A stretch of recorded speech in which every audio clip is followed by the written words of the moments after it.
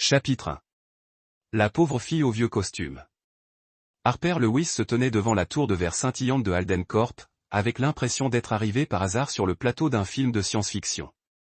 50 étages, chacun lui rappelant qu'elle n'avait rien à faire ici. Le tailleur d'occasion qu'elle avait acheté dans une friperie lui serrait un peu les épaules, et ses ballerines usées grinçaient à chaque pas. Mais Harper n'avait pas le temps de douter. C'était son premier jour de stage dans la plus grande société financière de la ville et elle n'avait qu'un objectif, apprendre, survivre et ne rien faire de stupide. Elle poussa les lourdes portes vitrées et pénétra dans le hall au sol de marbre. Le souffle glacial de la climatisation la fit frissonner. Un groupe d'employés en costumes élégants et coûteux passa devant elle, la regardant avec un mélange de curiosité et de dédain. Harper força un sourire, mais une femme blonde en robe moulante murmura à une collègue, qui la laissait entrer ici.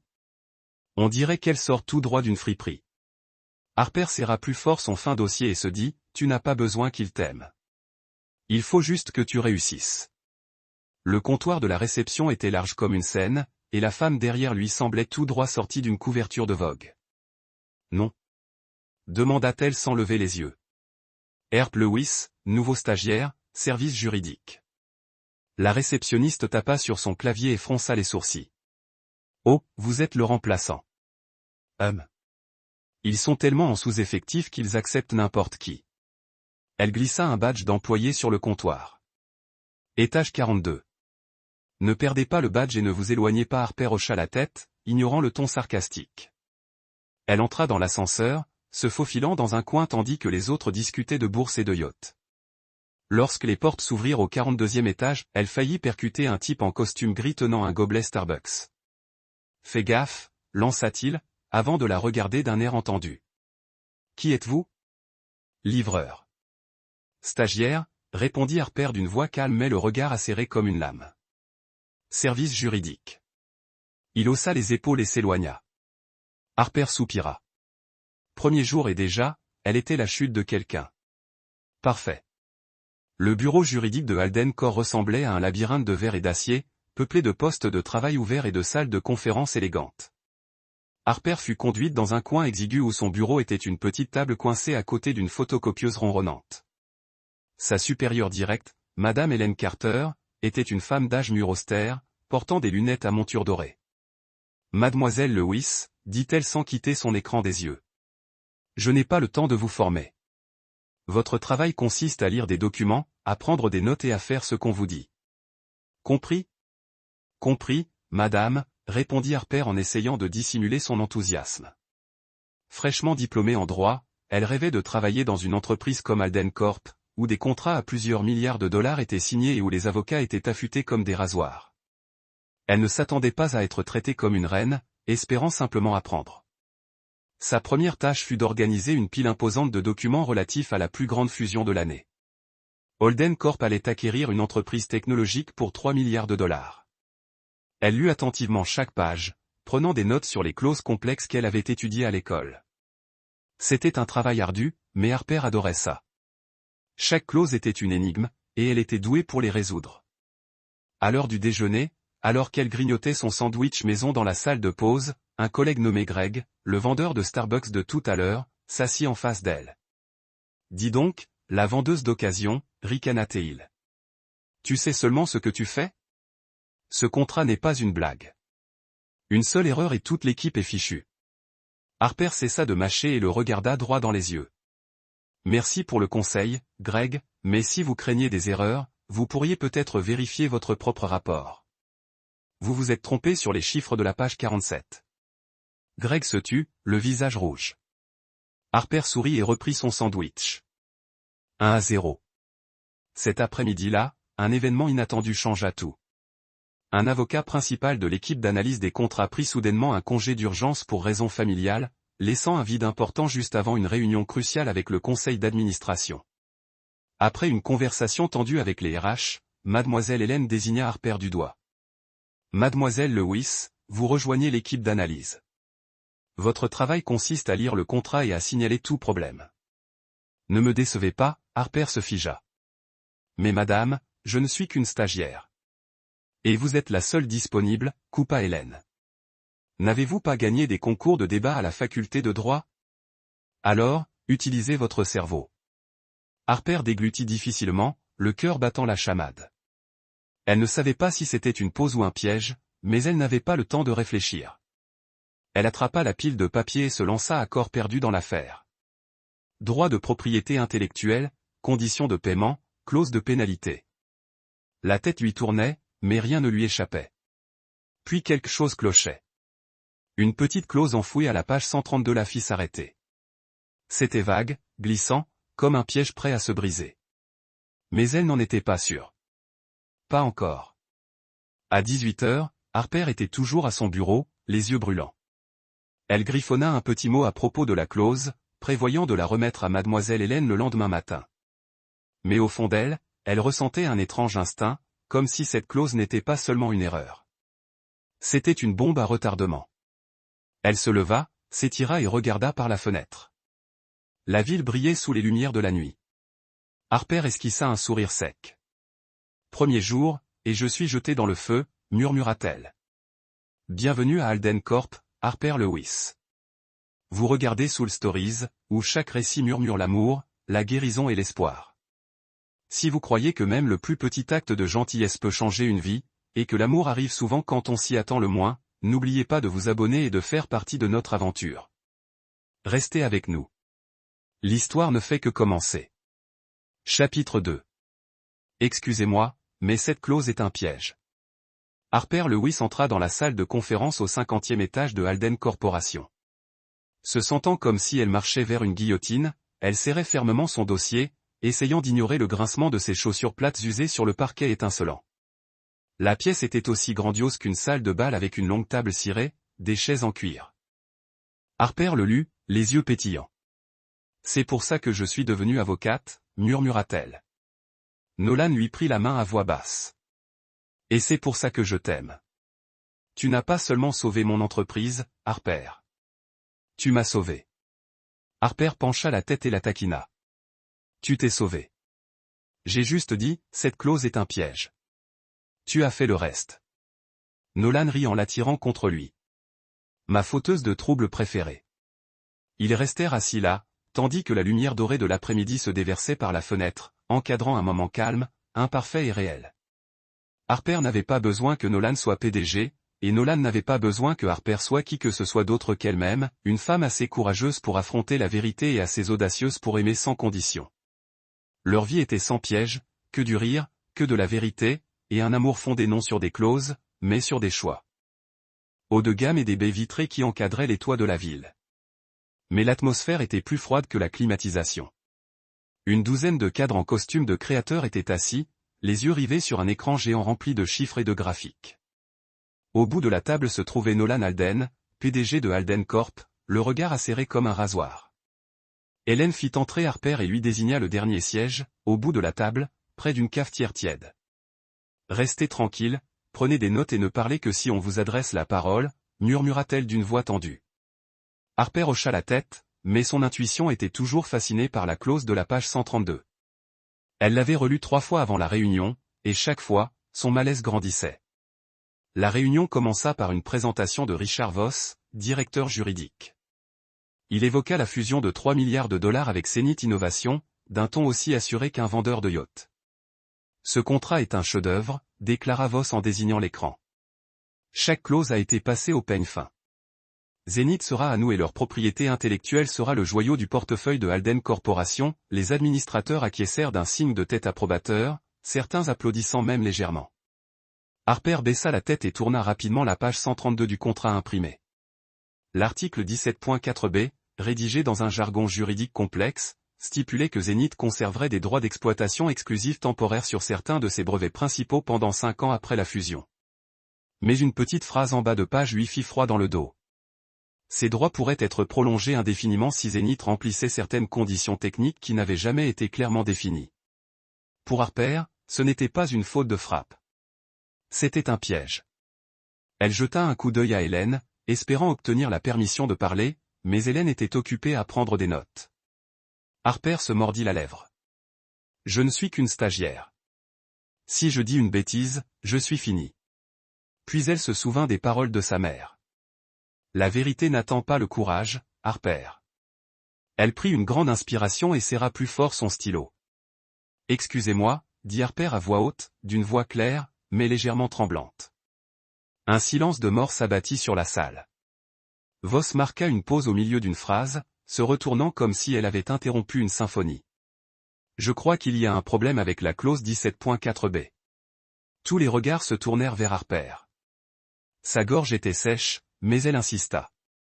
Cette clause permet à Zenith de conserver indéfiniment les droits exclusifs sur les brevets principaux, sous réserve de conditions vagues.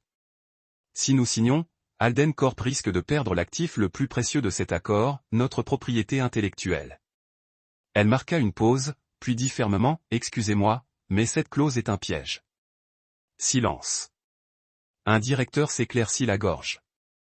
Voss resta bouche bée, le visage rouge comme une tomate. Harper jeta un coup d'œil à Nolan Alden et son cœur s'arrêta. Il la fixait sans ciller, l'air glacial. Pas de sourire, pas de froncement de sourcils, juste un mur de granit dans un costume Armani. Un stagiaire, n'est-ce pas? Voss finit par parler, débordant de sarcasme. Vous vous croyez plus intelligent que toute l'équipe juridique qui a travaillé là-dessus pendant 3 mois? Harper déglutit sans sourciller. Je ne dis pas que l'équipe juridique n'est pas compétente. Je dis simplement que cette clause comporte une faille. Si Zenith exploite cette situation, nous pourrions perdre des centaines de millions. Ça suffit. Aboya Voss. Vous n'avez aucune autorité pour parler ici. Hélène, comment gérez-vous votre stagiaire? Le visage d'Hélène pâlit. Elle se tourna vers Harper. Lewis, dehors. Harper se leva, les jambes tremblantes. Elle rassembla ses documents, la tête haute, même si elle avait l'impression que le poids du monde pesait sur ses épaules. En passant devant Nolan, elle sentit son regard toujours fixé sur elle, mais cette fois, il y avait autre chose dans son regard. De la curiosité ou simplement de l'imagination. La porte claqua derrière elle. Harper se tenait seule dans le couloir, le cœur battant. « Qu'est-ce que je viens de faire » murmura-t-elle. Elle s'imaginait être licenciée, escortée hors de Alden Corp après seulement 2 jours. Mais au fond d'elle, elle savait qu'elle n'avait pas tort. Cette clause était une bombe à retardement, et elle ne pouvait pas faire semblant de ne pas l'avoir vue. Dans la salle de réunion, la tension était toujours palpable. Voss reprit sa présentation, mais sa voix avait perdu son assurance. Quelques réalisateurs échangèrent des murmures, jetant de temps en temps un coup d'œil au siège désormais vide de Harper. Nolan resta silencieux, ses doigts tapotant légèrement la table. Finalement, il parla, d'une voix basse et glaciale. Voss expliqua la clause 17.4b. 4b, maintenant. Voss bégaya en feuilletant les pages. Monsieur, ce n'est qu'un détail technique. Rien à craindre. Rien à craindre? Intervint Nolan, la voix tranchante comme une lame.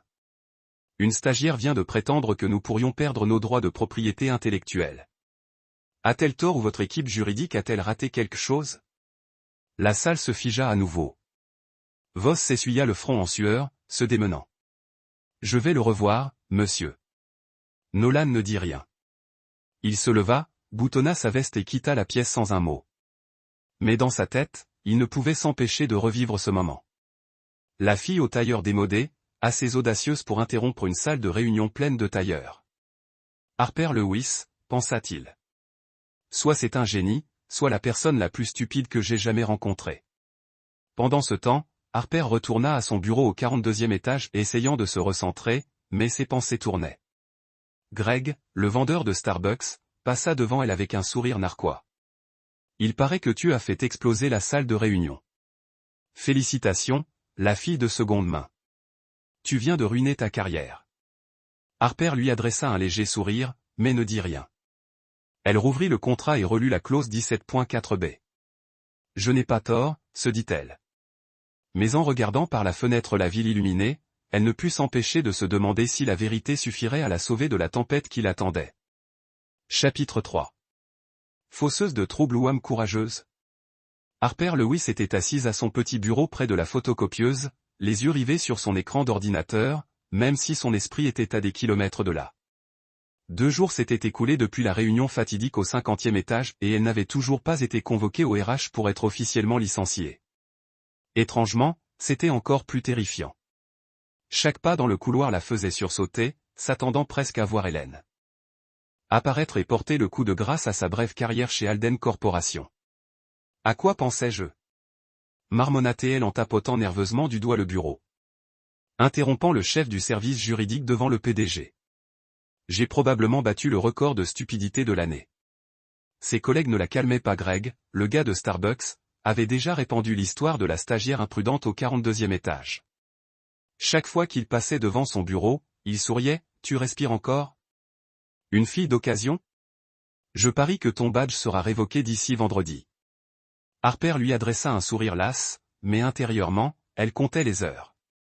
Elle avait besoin de ce travail non seulement pour payer le loyer, mais aussi pour payer les médicaments de sa mère contre l'arthrite chronique. Pendant ce temps, au 50e étage, Nolan Alden était assis dans un bureau aussi luxueux qu'un Penthouse, parcourant le rapport devant lui, mais il ne lisait pas vraiment. Son esprit était occupé par un seul nom, Harper Lewis.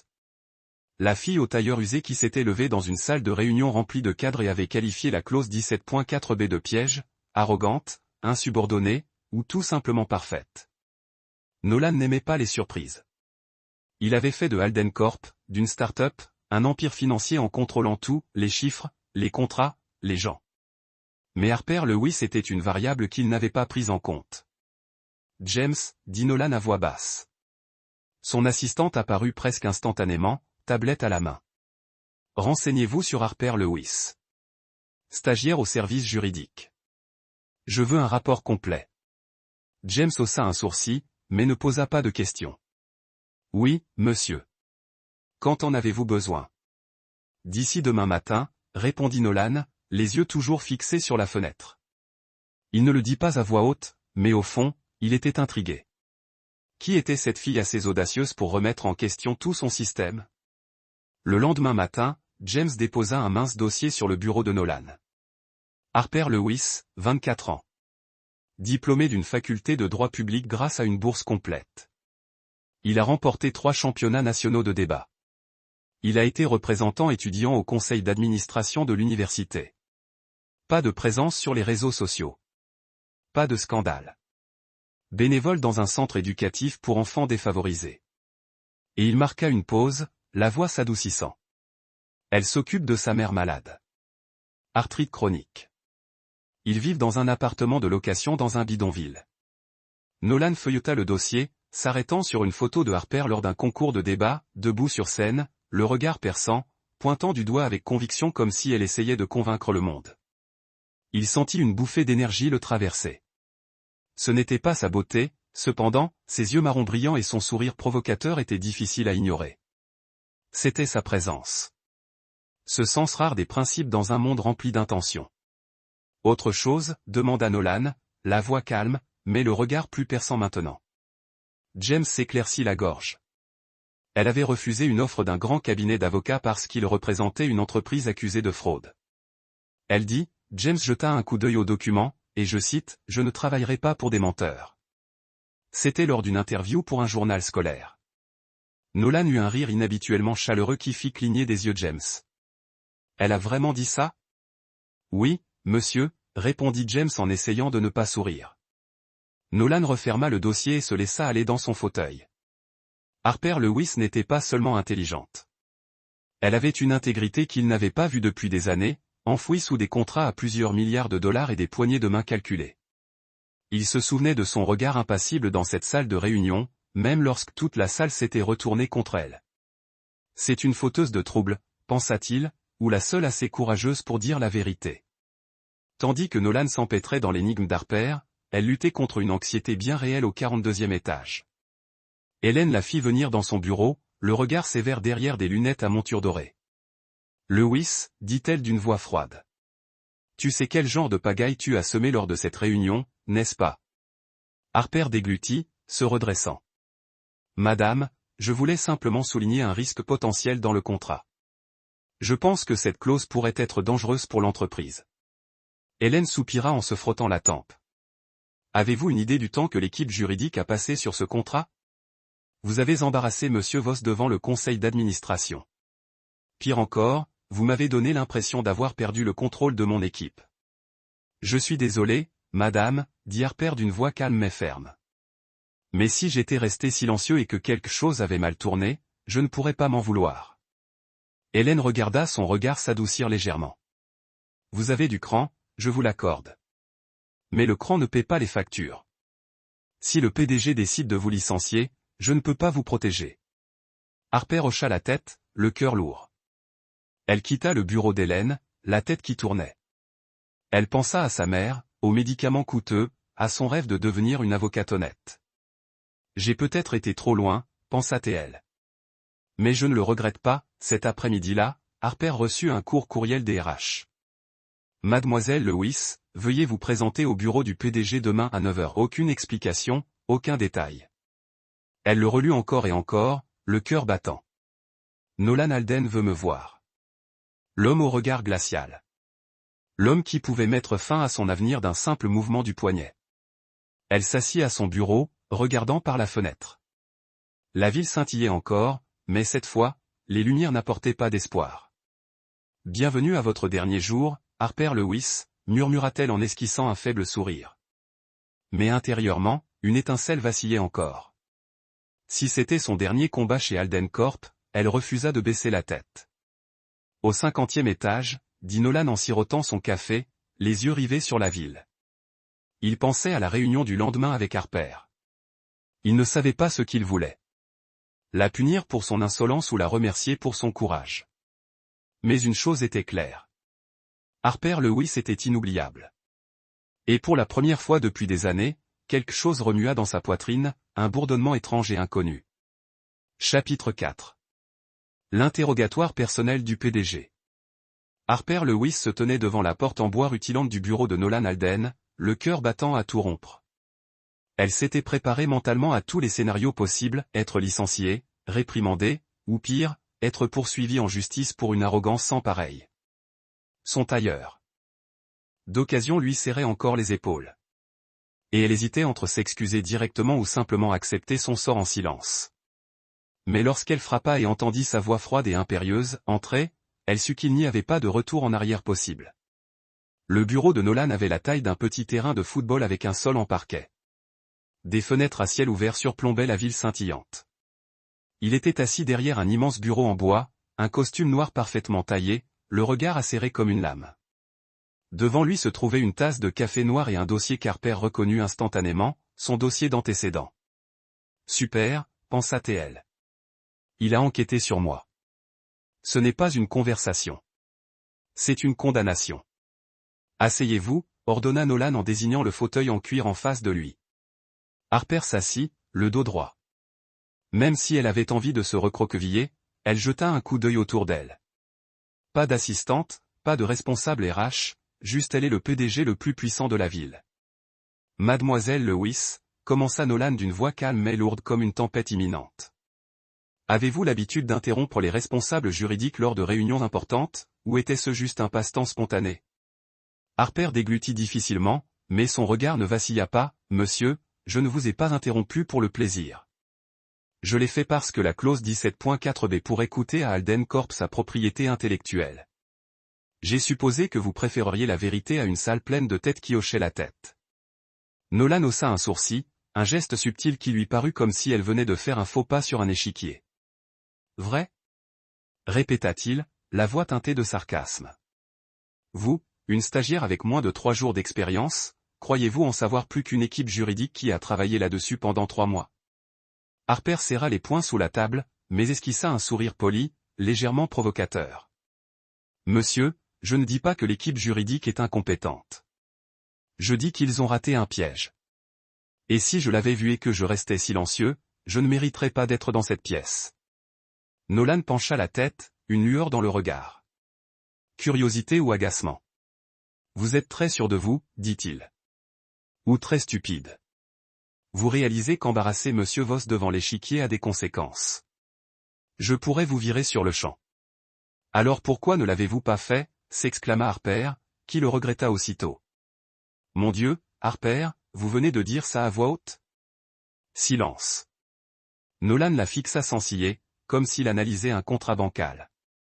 Puis soudain, il laissa échapper un rire bref et grave qui stupéfia Harper. Elle n'aurait jamais imaginé que Nolan Alden puisse rire. L'espace d'un instant, il parut presque humain. Tu as du cran, Lewis, dit-il, son sourire s'évanouissant aussi vite qu'il était apparu. Mais le cran ne te sauvera pas si tu as tort. Explique-moi. Clause 17.4b. Si tu ne me convaincs pas, tu seras hors de Halden Court avant midi. Harper prit une profonde inspiration. La vieille sensation d'être sur une estrade la submergea. Elle ouvrit son dossier et le tourna à la page 132. Cette clause accorde à Zenith l'exclusivité des brevets principaux pendant 5 ans, mais une clause permet de prolonger cette exclusivité indéfiniment sous certaines conditions techniques. Si Zenith exploite cette clause, elle pourrait conserver les brevets à vie. Halden Corp perdrait l'actif le plus précieux de la fusion. Nolan jeta un coup d'œil à la page, mais ses yeux ne quittèrent pas Harper des yeux. Tu es sûr? C'est une accusation grave. Absolument, répondit Harper d'une voix ferme. Je l'ai relu 4 fois. Si tu veux, je peux rédiger une analyse détaillée, mais je parie que tu avais déjà des doutes sur cette clause, toi aussi, n'est-ce pas? Le corps de Nolan se raidit, son expression s'assombrit. Insinues-tu que j'ai sciemment négligé un piège? Harper tressaillit un peu trop. Non, monsieur. Je voulais juste dire que tu es perspicace. Si je l'avais remarqué, je crois que tu t'en serais doué aussi. Nolan tapota le bureau des doigts, chaque coup comme un tambour de guerre. Tu es doué pour la flatterie, dit-il d'une voix teintée d'ironie. Mais ne joue pas à la psychologie avec moi, Lewis. Je ne suis pas ton adversaire au débat de la faculté de droit. Harper rougit, mais ne recula pas. Je ne joue pas. Je ne veux juste pas que Halden Corp soit prise au dépourvu. Si ça me coûte mon poste, au moins j'aurais essayé. Nolan la fixa si longtemps qu'il sentit le temps s'arrêter. Finalement, il se leva et se dirigea vers la fenêtre, lui tournant le dos. Tu m'as mis dans une situation délicate, Lewis, dit-il doucement. Si je te garde, la justice se révoltera. Si je te vire, j'admets que tu as eu tort, et je n'en suis pas sûr. Harper pinça les lèvres, gardant une voix égale. Tu peux relire la clause toi-même. Si j'ai tort, tu pourras me virer plus tard. Nolan se retourna, le regard perçant, mais teinté d'une autre nuance. Tu es un casse-tête, dit-il, mais son ton s'était adouci. Très bien, vous avez 48 heures pour soumettre une analyse détaillée de cette clause. Si elle est convaincante, vous restez. Sinon, vous connaissez la procédure. Harper hocha la tête, le cœur un peu gonflé. Merci, monsieur. Ne me remerciez pas, intervint Nolan en se rasseyant sur sa chaise. Et la prochaine fois que vous décidez de faire exploser une salle de réunion, portez au moins un costume à votre taille. Harper cligna des yeux, puis rit avant de pouvoir se retenir. Je prends note, monsieur, mais les costumes d'occasion font l'affaire. Nolan haussa un sourcil, cette fois, un léger sourire esquissa un bref éclair, suffisant pour laisser Harper stupéfait. Éliminée avant que je ne change d'avis, Harper quitta le bureau, les pieds légers. Elle n'était pas renvoyée. Pas encore. Mais en retournant au 42e étage, elle réalisa autre chose. Nolan Halden n'était pas seulement terrifiant. Il était intéressant. Et même si elle refusait de l'admettre à voix haute, une partie d'elle-même attendait déjà avec impatience leur prochain combat. Chapitre 5. Le allié réticent. Harper Lewis était assise à son petit bureau près de la photocopieuse, les yeux brûlants après 2 nuits blanches passées à rédiger l'analyse de la clause 17.4b. Elle avait remis le rapport à Nolan Halden pile à temps, y incluant mentalement une tasse de café imaginaire pour adoucir le PDG notoirement froid. Mais ce matin, en ouvrant son email, un message lui fit presque renverser son verre d'eau. Madame Lewis, rendez-vous au bureau du PDG à 8 heures. Ne soyez pas en retard. Et maintenant? Marmonna Harper en consultant sa montre. 7h45. Elle attrapa son dossier, ajusta son costume d'occasion et courut vers l'ascenseur. Greg, le gars de Starbucks, passa devant. Elle avait qu'un sourire narquois. Retour voir le grand patron. On adore creuser sa propre tombe. Harper lui lança un regard noir, mais elle n'était pas sûre elle-même de se diriger vers une promotion ou un désastre. Au 50e étage, le bureau de Nolan Halden était aussi froid et luxueux que la dernière fois. Il était assis derrière son bureau. Costume gris impeccable, les yeux scrutant l'analyse de Harper. Lorsqu'elle entra, il ne leva pas les yeux, lui faisant simplement signe de s'asseoir. Harper déglutit difficilement, essayant d'ignorer la tension ambiante. Monsieur, commença-t-elle. Si c'est à propos du rapport, je... Vous aviez raison, coupa Nolan d'une voix basse et sèche. Il fit glisser l'analyse sur le bureau. La clause 17.4b. 4b est un piège. L'équipe juridique de Zénith l'a posé. Si vous n'aviez rien dit, Holden Corp aurait pu perdre des centaines de millions. Harper cligna des yeux, stupéfait. Donc, je ne vais pas me faire virer. Nolan haussa un sourcil, une lueur indéchiffrable dans le regard. Ne vous réjouissez pas tout de suite. Vous m'avez donné plus de maux de tête que de bien. Avant que Harper puisse répondre, la porte s'ouvrit brusquement. Helen Carter entra, suivie de Richard Voss, directeur juridique, le visage rouge de rage. Monsieur Alden, commença Voss d'une voix tremblante. Nous venons d'identifier un autre problème dans le contrat Zénith. La clause de transfert de technologie. Elle est vague. Si nous signons, nous pourrions être poursuivis. Nolan tambourina des doigts sur le bureau. Chaque coup était un coup porté à la carrière de quelqu'un. Vague, répéta-t-il d'une voix glaciale. Voss, comment votre équipe peut-elle passer à côté de deux failles dans un seul contrat? Voss essuya la sueur de son front, troublé. Hélène s'éclaircit la gorge et jeta un coup d'œil à Harper. Monsieur, Madame Lewis a prouvé son talent pour repérer les problèmes. Peut-être pourrait-elle nous aider à examiner le reste du contrat. Harper resta bouche bée, mais Nolan prit la parole le premier. Lewis, stagiaire? Il se tourna vers elle, les yeux emplis à la fois de scepticisme et d'autre chose. Tu te crois prête, Louisie? Harper serra les poings sous la table, le cœur battant. C'était soit une occasion en or, soit un piège. Monsieur, dit-elle fermement. Je ne peux pas promettre la perfection, mais je peux promettre l'honnêteté. Si quelque chose ne va pas, je le trouverai. Nolan la fixa si longtemps qu'elle crut qu'il allait refuser. Puis il expira. D'accord. Toi et moi allons examiner le contrat, mais si tu me fais perdre mon temps, Lewis, tu n'en apprécieras pas les conséquences. Harper hocha la tête, réprimant un sourire. Travaillant avec Nolan Alden, elle hésitait entre l'excitation et la terreur. Cet après-midi-là, Harper était assise en face de Nolan dans une petite salle de conférence, entourée d'épaisses piles de documents juridiques. La tension entre eux était palpable, seulement brisée par le bruit des pages tournées et les soupirs occasionnels de Nolan.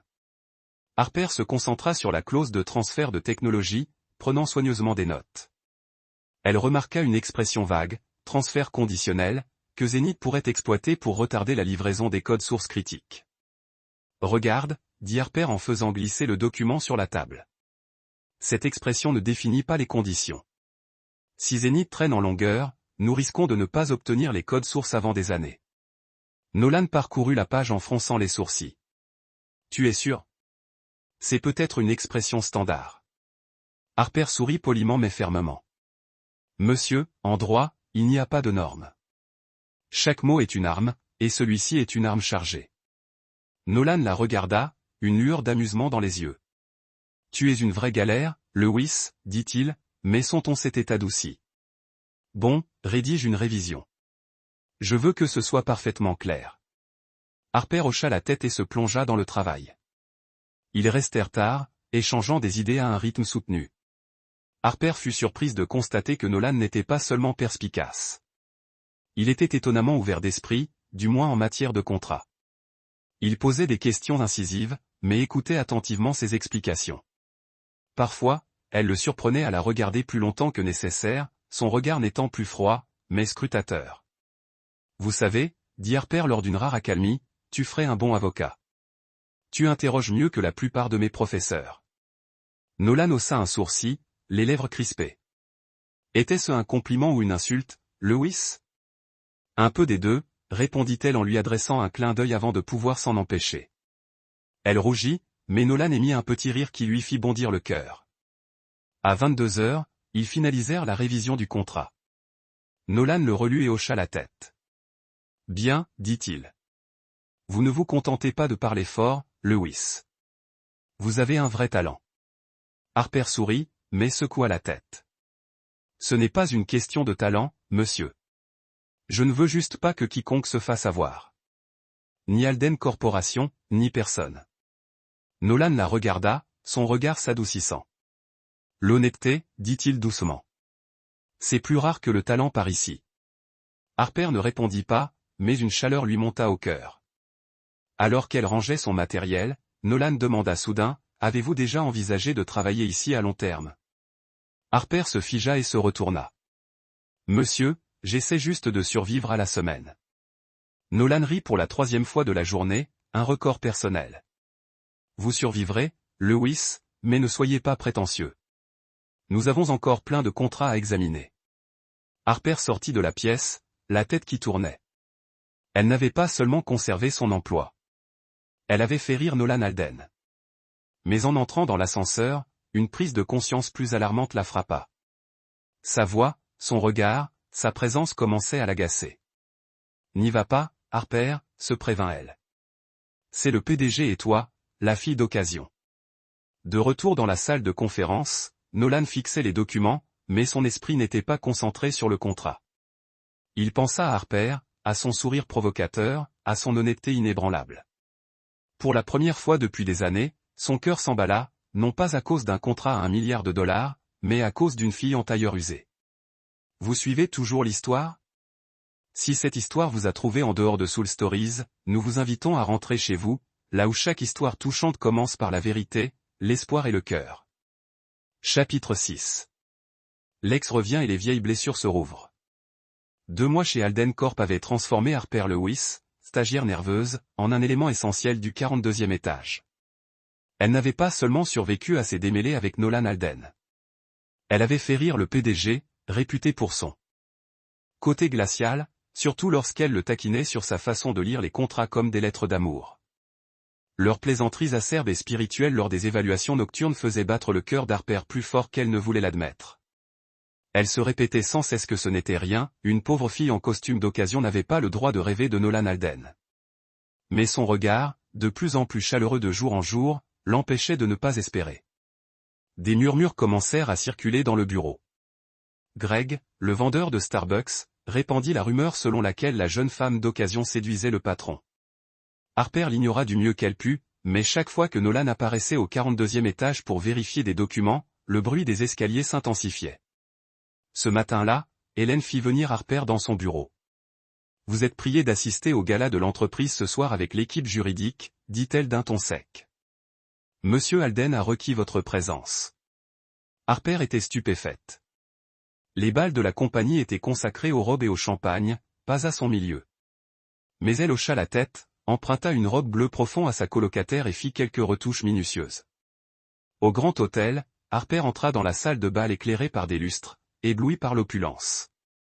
Nolan, parfait dans son smoking noir, discutait avec les actionnaires.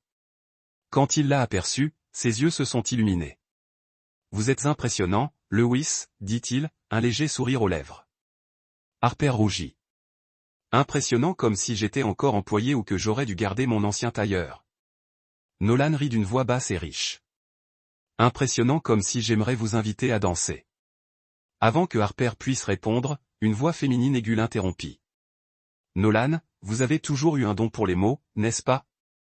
Une femme en robe rouge moulante, des boucles blondes parfaitement coiffées, s'avançait avec une assurance qui pouvait dominer n'importe quelle pièce. Elle était éblouissante comme si elle sortait tout droit d'un magazine. Nolan se raidit, son sourire s'évanouissant. « Isabelle, » dit-il d'une voix soudain froide. « Que fais-tu ici ?» Isabelle Langlais, avocate à succès et ex de Nolan, souriait comme une reine regagnant son trône. « Je suis la nouvelle conseillère pour l'affaire Zénith, et naturellement, je voulais te revoir. » Son regard glissa vers Harper.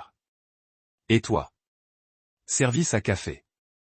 Harper Lewis, stagiaire juridique, répondit Harper, calme, mais serrant un peu trop fort sa main. Interne, ricana Isabelle. C'est adorable. Rappelle-toi juste ta place, mon cœur. Nolan fronça les sourcils, prêt à parler, mais Isabelle passa son bras sous le sien et l'entraîna. Harper se tenait là, la poitrine serrée. Elle regarda Isabelle si raffinée, si sûre d'elle, et se demanda à quoi elle avait bien pu penser. Le lendemain, Isabelle fut officiellement nommée conseillère juridique principale, et elle ne perdit pas de temps à cibler Harper. Lors d'une réunion, elle déposa une pile de documents sur le bureau de Harper. « Tu es l'étoile montante, n'est-ce pas? On verra combien de temps tu brilleras. » J'ai besoin que ce soit révisé dans 24 heures. Harper travailla jusqu'à 3 heures du matin pour terminer, mais Isabelle égara accidentellement le rapport. Hélène réprimanda sévèrement Harper pour son irresponsabilité. La situation s'aggrava lorsqu'Isabelle commença à répandre des rumeurs selon lesquelles Harper ne gardait sa mâchoire que grâce à une relation douteuse avec Nolan.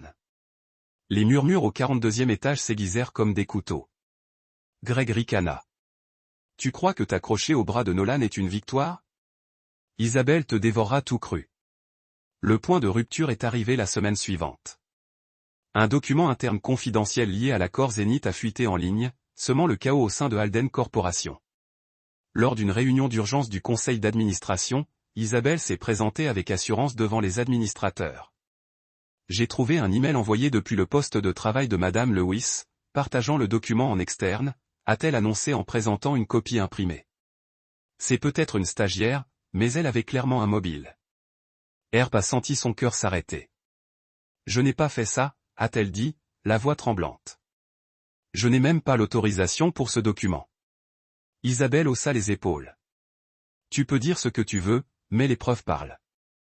Nolan, tu ne peux pas laisser passer ça. Harper se tourna vers Nolan, désespéré par l'homme qu'elle pensait la connaître. Ils travaillaient ensemble depuis 2 mois. Il connaissait son intégrité, mais Nolan la regarda simplement, le visage indéchiffrable. Lewis, dit-il doucement. As-tu autre chose à dire ? Harper déglutit difficilement, retenant ses larmes. Monsieur, je jure que je n'ai rien fait. Je ne trahirai jamais cette entreprise. Vous me connaissez. Nolan tapota la table du doigt. Le silence s'éternisa. Finalement, il se tourna vers Hélène. Escortez mademoiselle Lewis. Les RH s'en chargeront. Harper eut le cœur brisé. Hélène la laissa sortir. Le regard suffisant d'Isabelle et le silence glacial de Nolan la déchirèrent plus profondément que les mots. Cet après-midi-là, Harper reçut un email des RH. Licenciement pour violation grave de la confidentialité. Pas d'audience, pas d'explication, pas d'adieu. Elle rangea son bureau, les mains tremblantes. Greg passa devant elle et secoua la tête. Je vous l'avais dit, vous ne pouvez pas battre Isabelle. Harper ne répondit pas. Elle voulait juste s'éloigner des escaliers, de l'humiliation, du souvenir de Nolan. Lorsqu'elle sortit de la tour scintillante de Alden Corp, la ville scintillait encore de lumière, mais pour Harper, tout était noir. Elle pensa à sa mère, à son rêve de devenir une avocate honnête, et à Nolan, l'homme en qui elle avait confiance. Il ne me croyait pas, pensa-t-elle tandis qu'une larme roulait sur sa joue. Elle n'avait pas démissionné. Elle avait été licenciée, victime d'un coup monté, abandonnée. Au 50e étage, Nolan était assis à son bureau, les yeux fixés sur le courriel de licenciement d'Harper, la mâchoire serrée, le regard embrumé. Isabelle entra en souriant. Tu as fait le bon choix, Nolan. Elle n'avait rien à faire ici. Nolan ne répondit pas. Il voyait encore le regard trahi, blessé, suppliant d'Harper. Une part de lui doutait des preuves d'Isabelle, mais cela lui avait semblé si clair. Où avait-il eu tort ? Lorsqu'Isabelle partit, Nolan se tenait près de la fenêtre, mal à l'aise, le ventre serré. Pour la première fois depuis des années, il ne ressentait pas l'excitation d'une victoire d'entreprise. Au contraire, il avait l'impression de perdre la seule chose qui comptait vraiment. Chapitre 7. Harper disparaît et Nolan s'effondre. 3 semaines s'étaient écoulées depuis le licenciement d'Harper Lewis II. Alden Corp, et Nolan Alden n'était plus lui-même. En apparence, il restait le PDG impeccablement habillé et posé, mais ses proches remarquaient les failles. Il parlait moins. Son regard errait plus souvent, et les rares sourires qui lui échappaient lorsqu'Harper le taquinait en lui reprochant de lire les contrats comme des poèmes d'amour avaient complètement disparu. Chaque soir, Nolan était hanté par l'image de ses yeux rouges, de sa voix tremblante, tandis qu'elle jurait son innocence lors de cette réunion fatidique. Il avait tenté de se convaincre d'avoir pris la bonne décision, que la preuve présentée par Isabelle Langlais, un courriel provenant de l'ordinateur de Harper et révélant des documents internes, était irréfutable. Mais chaque fois qu'il revoyait l'expression trahie de Harper dans son esprit, une fissure se creusait dans la forteresse qu'il avait bâtie autour de lui. Elle lui manquait terriblement. Pendant ce temps, Alden Corp était en pleine spirale. La fuite des documents avait ébranlé la confiance des investisseurs. Les tabloïds se repaissaient du scandale, et la fusion à 3 milliards de dollars avec Zenith Innovation était au bord de l'échec. Isabelle, désormais conseillère juridique principale, semblait occupée à gérer les conséquences. Mais l'instinct de Nolan commença à la rassurer. Elle était trop polie, trop suffisante, tout comme 4 ans auparavant, lorsqu'elle l'avait trahi pour un poste bien rémunéré dans un cabinet concurrent. Ce matin-là, James, son assistant personnel, entra dans le bureau de Nolan, l'air tendu. « Monsieur, l'équipe informatique a trouvé une nouvelle piste de mes fuités. Il ne provenait pas de Madame Lewis. Il provenait de Madame Langlais, déposa-t-il un dossier sur le bureau de Nolan. Ils ont tout retracé. L'email piégeant Madame Lewis était un faux. Langlais utilisa son accès pour introduire les preuves et envoya des données confidentielles de Zenith à un concurrent, peut-être à des fins personnelles. Nolan feuilleta les documents, la mâchoire serrée. Ligne après ligne, le confirmait. Isabelle n'avait pas seulement piégé Harper, elle avait délibérément saboté Alden Corporation. Un courriel détaillait même son plan pour retarder les transferts de technologie afin que Zenith puisse conserver ses brevets clés, la faille même qu'Harper avait signalée. Sa vision s'assombrit. Isabelle ne l'avait pas simplement trahi une fois de plus. Elle avait détruit la seule personne qui avait osé dire la vérité. « Soyez légal en salle de conférence », dit Nolan d'une voix glaciale. « Nous convoquons une conférence de presse cet après-midi. » James hésita. « Monsieur, à propos de Madame Lewis. Les RH disent qu'elle a quitté la ville juste après son licenciement. Son appartement est vide. Personne ne sait où elle est allée. » Nolan resta figé comme s'il venait de recevoir un coup de poing dans le ventre. « Quitter la ville » répéta-t-il d'une voix rauque. 3 semaines. Elle était partie depuis 3 semaines, et il n'avait rien fait d'autre que croire à un mensonge. Trouvez-la, dit-il d'une voix basse, mais résolue. Cherchez partout, son école, les centres de bénévolat, les hôpitaux. Peu importe ce qu'il en coûte. James hocha la tête et se précipita dehors. Nolan convoqua l'équipe juridique.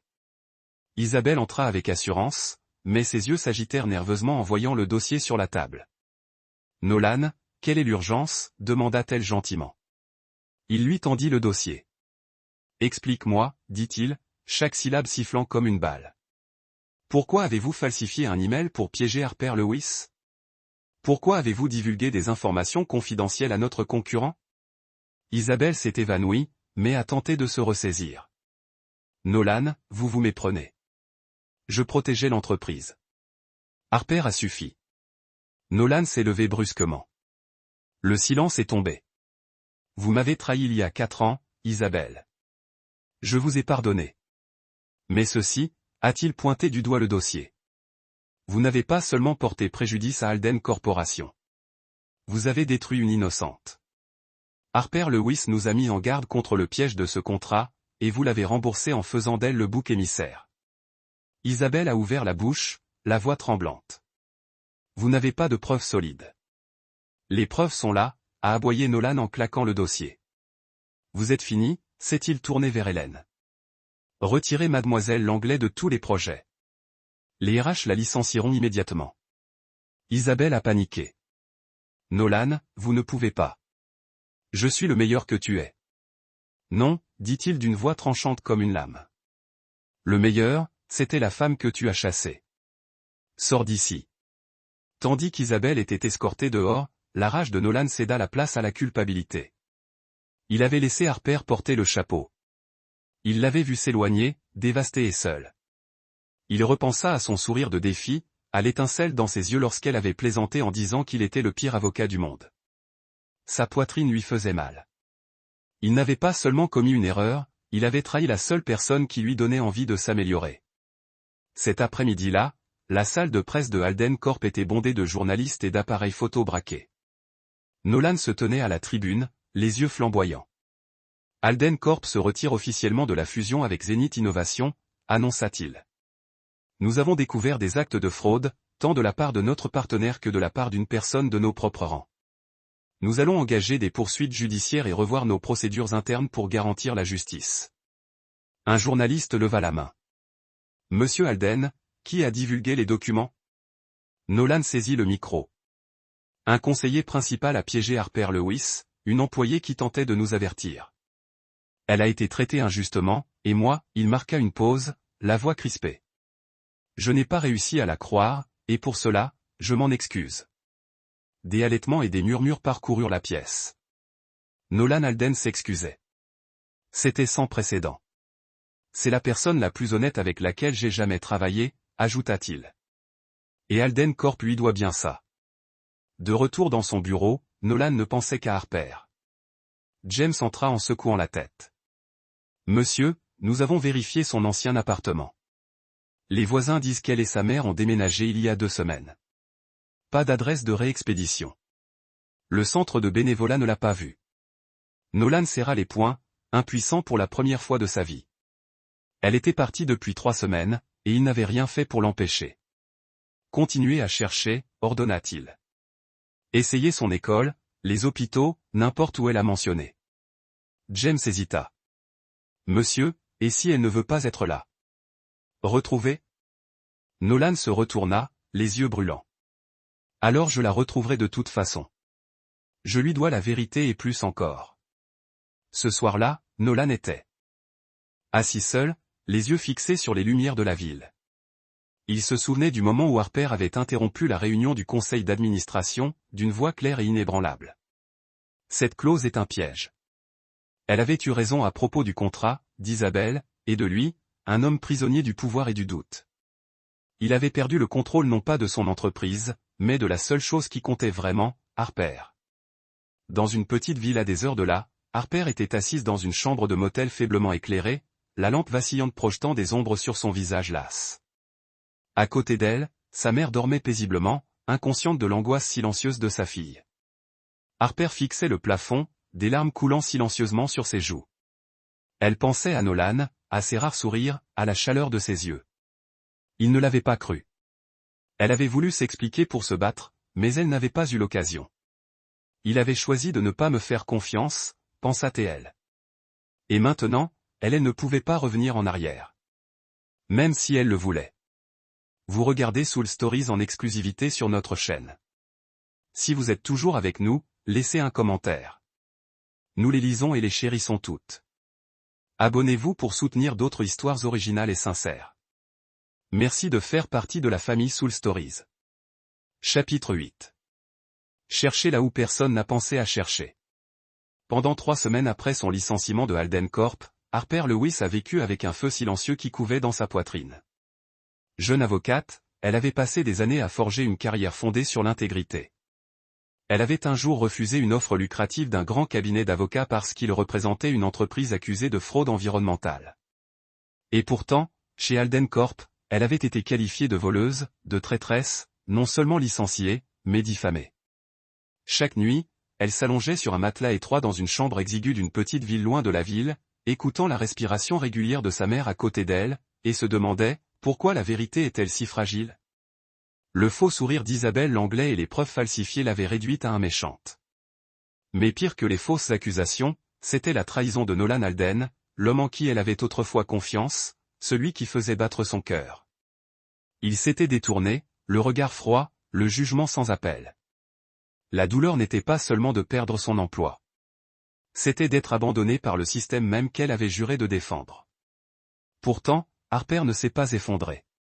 Elle a trouvé du réconfort en enseignant aux enfants d'un centre communautaire local, en offrant son cœur là où elle le pouvait et en se disant, si je ne peux plus être avocate, je resterai honnête. Je resterai moi-même. Pendant ce temps, Nolan Alden était devenu un homme hanté. Il avait l'habitude de contrôler les transactions, les fusions, le pouvoir. Mais Harper, la fille d'occasion au regard brûlant et à la langue bien pendue, avait enfreint toutes les règles de son monde méticuleusement ordonné. Et il l'avait brisée. Il avait cru Isabelle. Il avait renvoyé Harper. Et maintenant, chaque jour sans elle lui rappelait la plus grave erreur de sa vie. Son équipe ratissa la ville, son ancien appartement, l'hôpital où sa mère avait été soignée, le centre de bénévolat où elle avait travaillé. Rien. Les voisins disaient qu'Harper et sa mère avaient disparu quelques jours après son licenciement. Pas d'adresse, pas de trace. Nolan était presque désespéré lorsque James, son assistant, trouva une faible piste. Un centre d'éducation communautaire en banlieue, dit James en déposant un dossier. Elle y était bénévole lorsqu'elle était à l'école. Elle en avait parlé une fois dans une vieille interview. Nolan n'hésita pas. Il annula ses rendez-vous et fit 2 heures de route à travers de vastes champs jusqu'à une ville tranquille. Au centre se trouvait un bâtiment blanc et bas, à la peinture écaillée, avec une aire de jeu envahie par les mauvaises herbes. Alors que Nolan sortait de sa Bentley rutilante, les enfants interrompirent leur partie de foot pour observer. Un garçon cria « Monsieur, vous êtes perdu ? On n'est pas dans un café. » Nolan esquissa un léger sourire, c'est rare de nos jours. « Je cherche Harper Lewis, dit-il d'une voix basse mais assurée. Elle est là. » Le garçon haussa les épaules et désigna le bâtiment du doigt. Elle enseigne à l'intérieur, mais attention. Elle n'aime pas les étrangers. Le cœur de Nolan battait plus fort que jamais. Il entra et trouva une petite salle de classe bondée. Harper se tenait devant un tableau blanc, vêtue simplement d'une chemise boutonnée et d'un jean, les cheveux attachés. Elle expliquait un problème de mathématiques, la voix chaleureuse et patiente.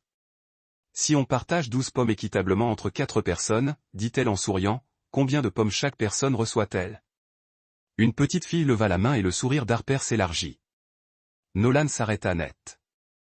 Elle était toujours Harper, brillante, compatissante, mais une tristesse sourde brillait dans ses yeux, et c'est lui qui l'avait mise là. Puis elle leva les yeux et leurs regards se croisèrent. Harper se figea. La craie glissa de ses doigts et tomba par terre. Les enfants se tournèrent vers elle, curieux. « Mademoiselle Harper, qui est-ce » demanda un garçon. La voix d'Harper était tendue. « Faites vos devoirs. Je reviens tout de suite. » Elle sortit, Nolan la suivant dans le couloir, les bras croisés, le regard fixe, elle lui fit face. « Monsieur Alden, que faites-vous ici ?» Nolan prit une profonde inspiration, se ressaisissant. « J'ai besoin de vous parler de ce qui s'est passé. » Il n'y a rien à dire. Elle le coupa. Sa voix tremblait. « On m'a piégé. J'ai été viré. Et tu ne m'as pas cru. J'ai tout recommencé. Laisse-moi tranquille. » Nolan serra les poings, la douleur l'envahissant. « Harper, j'avais tort. Isabelle a falsifié les preuves. Elle a divulgué les documents et t'a accusé. Je l'ai viré. J'ai annulé le contrat avec Zénith. J'ai tenu une conférence de presse. J'ai dit la vérité au monde entier. Je m'excuse. » Harper cligna des yeux, les larmes aux yeux. Mais elle détourna la tête. « Tu t'es excusé dans la presse. Bravo. Mais ça n'efface pas 3 semaines de honte. Ça n'efface pas la façon dont tu m'as regardé comme si j'étais un menteur. » Nolan s'approcha, la voix basse et rauque. « Je sais que je t'ai laissé souffrir. J'ai perdu quelqu'un d'irremplaçable. Quand tu es parti, l'entreprise a perdu son meilleur cerveau. Et moi. » Il la regarda dans les yeux. « J'ai perdu mon cœur. » Harper halta. Des larmes coulèrent sur ses joues avant qu'elle ne puisse les retenir. Elle voulait le haïr. Elle voulait le repousser. Mais ces mots brisèrent quelque chose en elle. « Tu n'as pas le droit de dire ça, » murmura-t-elle. « Tu es Nolan Alden. Je suis juste une fille de seconde main. On n'appartient pas au même monde. » Nolan secoua la tête, son expression dénuée de toute prétention. « Tu as tort. Tu es la seule personne qui m'ait jamais fait sentir vrai. Tu m'as fait rire. Tu m'as fait remettre en question tout ce que je croyais savoir. Je ne veux pas d'un monde sans toi. » Harper essuya ses larmes, mais recula. « Je ne peux pas revenir, Nolan. Pas après tout ça. J'ai besoin de temps. » Nolan hocha la tête, même si cela le déchira presque. « J'attendrai aussi longtemps qu'il le faudra. Mais laisse-moi réparer ce que j'ai brisé. Alden Corp a besoin de toi. J'ai besoin de toi. » Harper ne répondit pas. Elle se retourna et retourna dans la classe.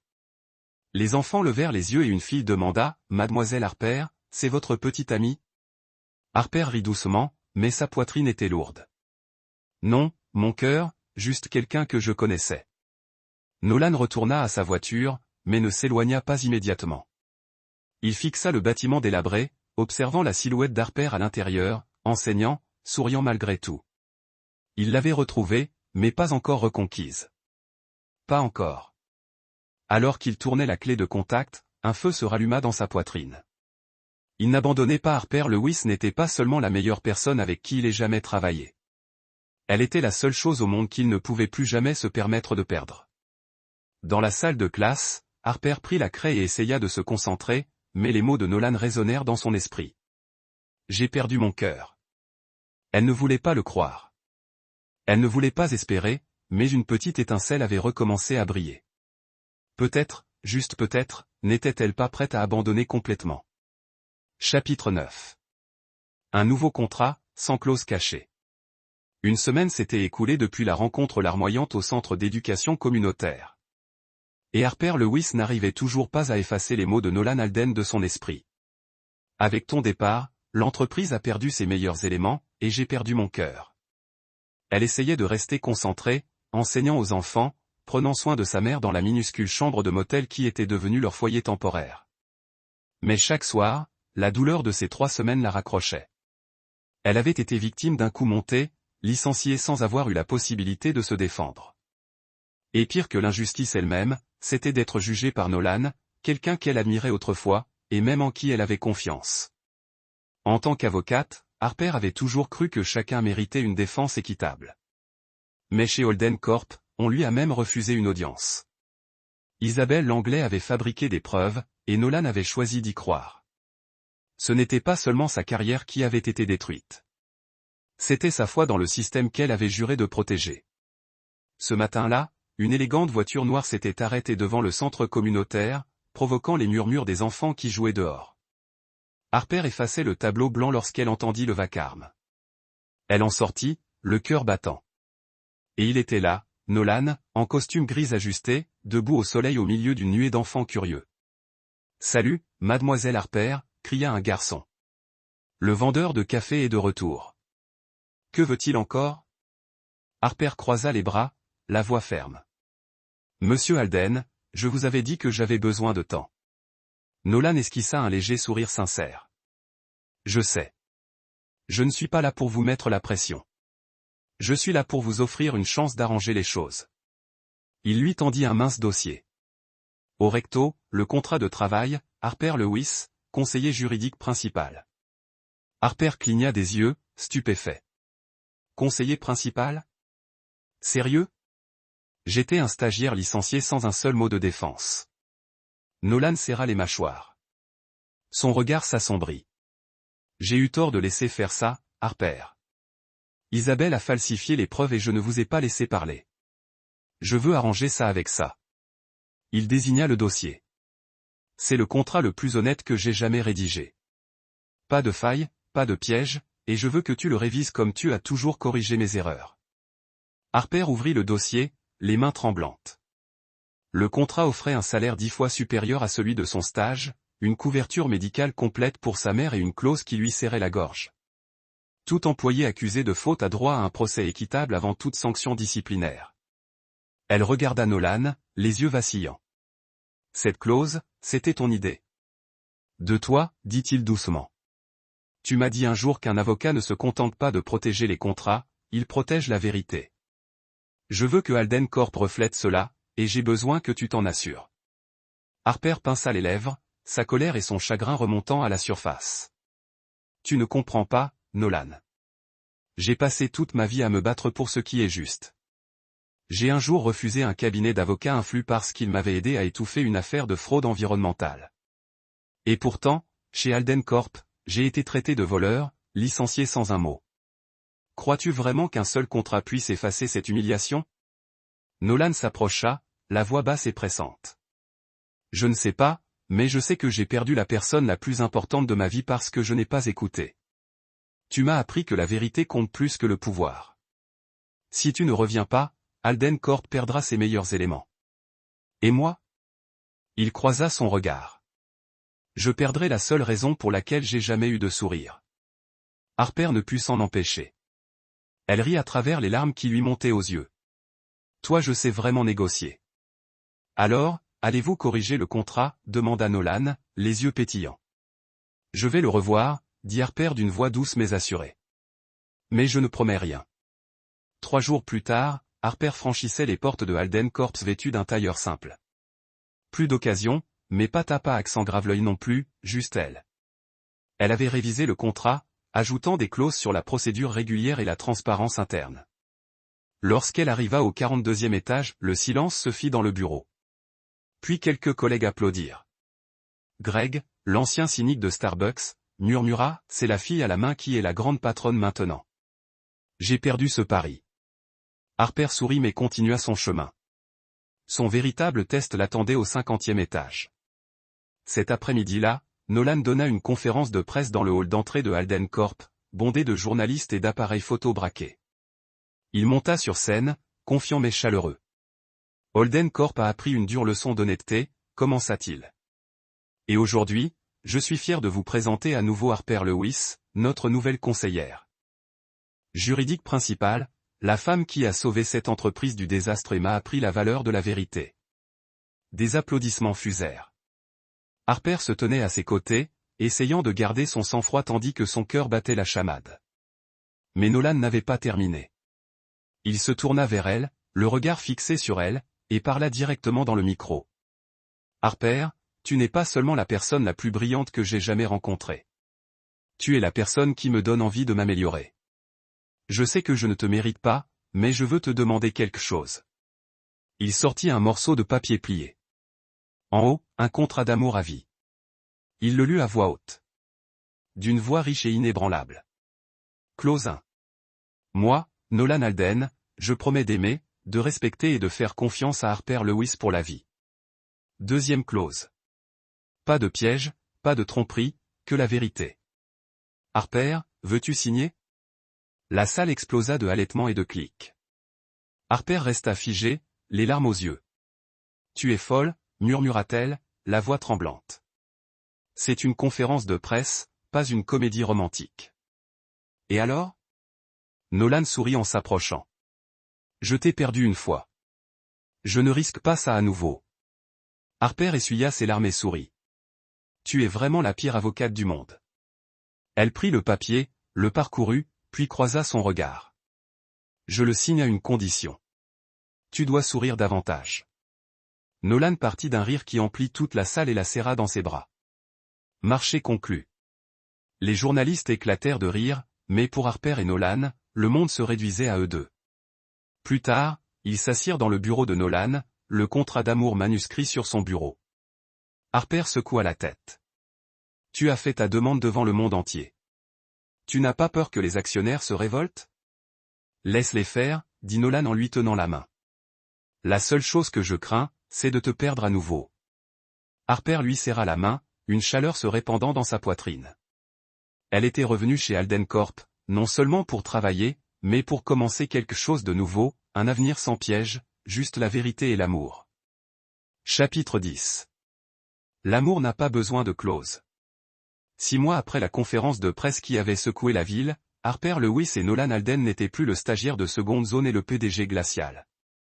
Ils formaient un couple étrangement assorti, comme Greg du 42e étage aimait à le dire, encore sous le choc du pari qu'il avait perdu à leur sujet.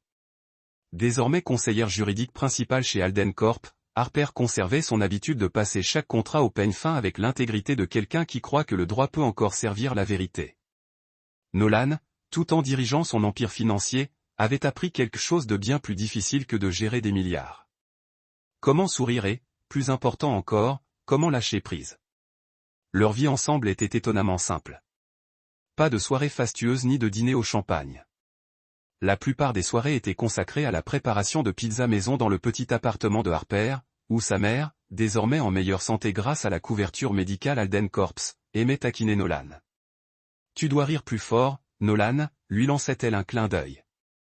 Harper aime que ces hommes soient drôles, et l'homme autrefois intimidant qui terrifiait les conseils d'administration répondait d'un air penaud, j'y travaille, Madame Lewis.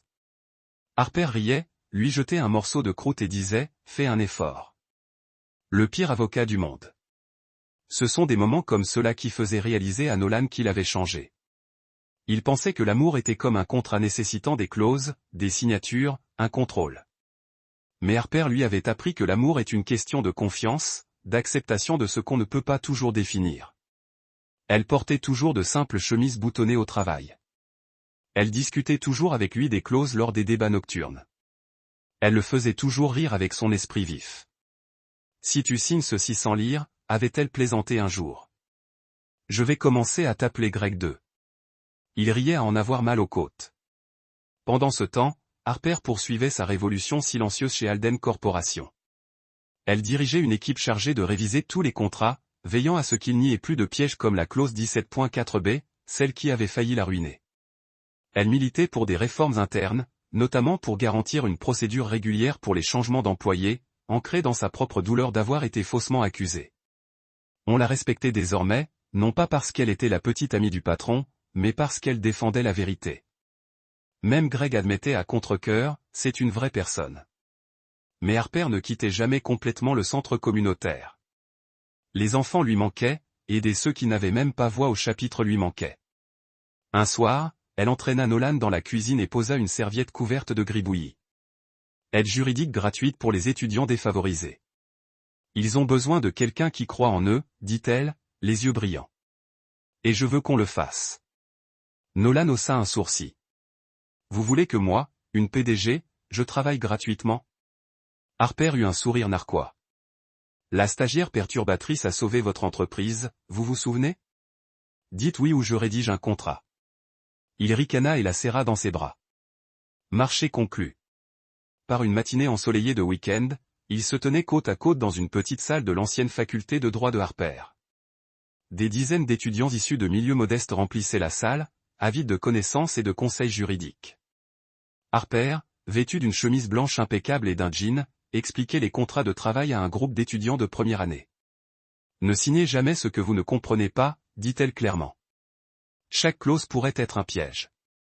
À côté d'elle, Nolan, vêtu d'un t-shirt doux, aidait maladroitement un étudiant à rédiger une lettre de demande de bourse. Vous ressemblez à un vrai avocat, demanda l'étudiant. Vous ressemblez plutôt à un PDG. De l'autre côté de la salle, Harper éclata de rire. C'est le pire avocat du monde, lança-t-elle avec un clin d'œil. Mais il essaie. Nolan secoua la tête, mais un sourire étira ses lèvres. Il observa Harper se déplacer parmi les étudiants, répondant aux questions avec patience, sincérité et détermination. Elle n'avait besoin ni de titre ni de salle de réunion. Sa force venait de son courage et de son engagement indéfectible envers la vérité. À la fin de la séance, ils s'assirent sur des chaises en plastique, épuisés, mais rayonnants. Un étudiant avait laissé un mot griffonné sur la table. Merci, mademoiselle Harper et monsieur Nolan. Tu m'as donné de l'espoir.